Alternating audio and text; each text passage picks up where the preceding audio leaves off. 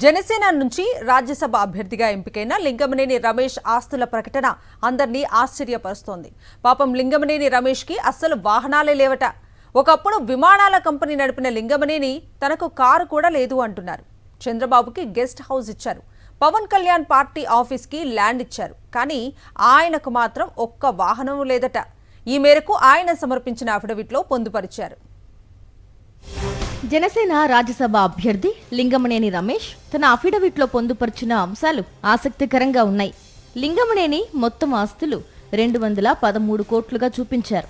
సొంతంగా తన పేరు మీద 62 కోట్లు, ఆయన భార్య సుమన పేరు మీద నగదు, డిపాజిట్లు, షేర్లు, బాండ్లు అన్నీ కలిపి 49.24 కోట్లు ఆస్తులున్నట్లు ప్రకటించారు. స్థిరాస్తులు సొంతంగా 8.46 కోట్లు, ఆయన భార్య పేరు మీద 93.60 కోట్లు ఉన్నాయని పేర్కొన్నారు.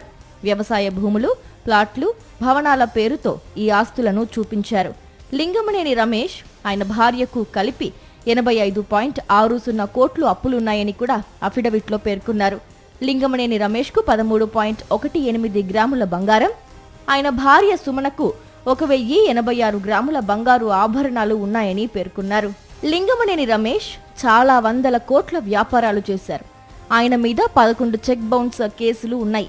తనపై 11 చెక్ బౌన్స్ ఆరోపణలకు సంబంధించి కేసులున్నాయని లింగమనేని తన అఫిడవిట్లో పేర్కొన్నారు.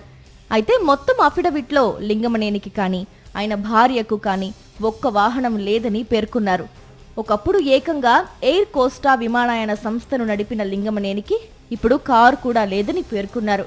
అంతేకాదు, చంద్రబాబుకి ఏకంగా కరకట్టలో కబ్జా స్థలంలో నిర్మించిన గెస్ట్ హౌస్ నిచ్చేశారు. ఈ దేశంలోనే రిచెస్ట్ సీఎం అయిన చంద్రబాబుకి ఇంటిని ఇచ్చేసిన లింగమనేనికి అసలు వాహనం లేకపోవడం ఏంటని అందరూ ఆశ్చర్యపోతున్నారు. మరిన్ని అప్డేట్స్ కోసం ఛానల్ ను సబ్స్క్రైబ్ చేయండి. నోటిఫికేషన్స్ కోసం బెల్ ఐకాన్ పై క్లిక్ చేయండి.